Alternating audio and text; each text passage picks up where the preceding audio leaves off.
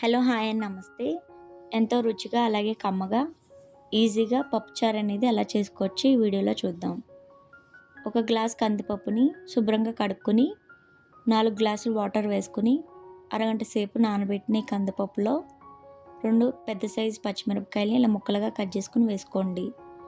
అలాగే పెద్ద సైజు అయితే ఒక టమాటా, చిన్న సైజు అయితే 2 టమాటాలని ఇలా చిన్న ముక్కలుగా కట్ చేసుకుని యాడ్ చేసుకోండి. కొంచెం ఆయిల్ అలాగే పావు టీ స్పూన్ పసుపు వేసుకొని కుక్కర్ మూతని క్లోజ్ చేసి పప్పు ఉడికేంత వరకు ఉడికించుకోండి. ఇప్పుడు ఒక బౌల్ తీసుకుని చిన్న నిమ్మకాయ సైజ్ అంతా చింతపండుని శుభ్రంగా కడుక్కుని ఒక గ్లాస్ వాటర్ వేసి 10 నిమిషాలు పక్కన ఉంచండి. పప్పు ఉడికిపోయిందండి. కుక్కర్ మూత ఓపెన్ చేసి పప్పుని మెత్తగా మెదుపుకోండి. నాకు ఇక్కడ 6 విజిల్కి పప్పు అనేది మెత్తగా ఉడికిపోయింది.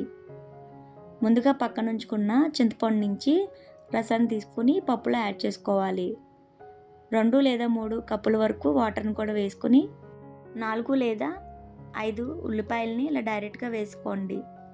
నేను ఇక్కడ ఉల్లిపాయలు కట్ చేయకుండా వేసేస్తున్నాయండి. పప్పుచారులో ఈ ఉల్లిపాయ అనేది బాగా మరిగితే ఉల్లిపాయ టేస్ట్ చాలా బాగుంటుందండి.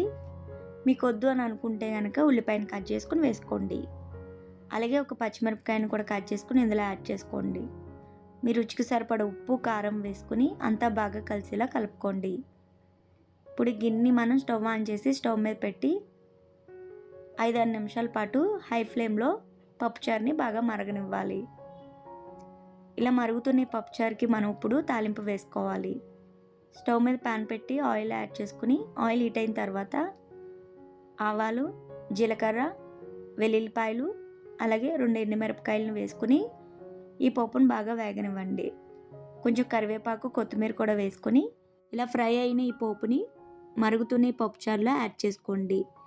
ఇప్పుడు మంటను మనం మీడియం చేసుకుని ఇంకొక 5-6 నిమిషాల పాటు ఈ పప్పుచారుని మరగనివ్వాలి.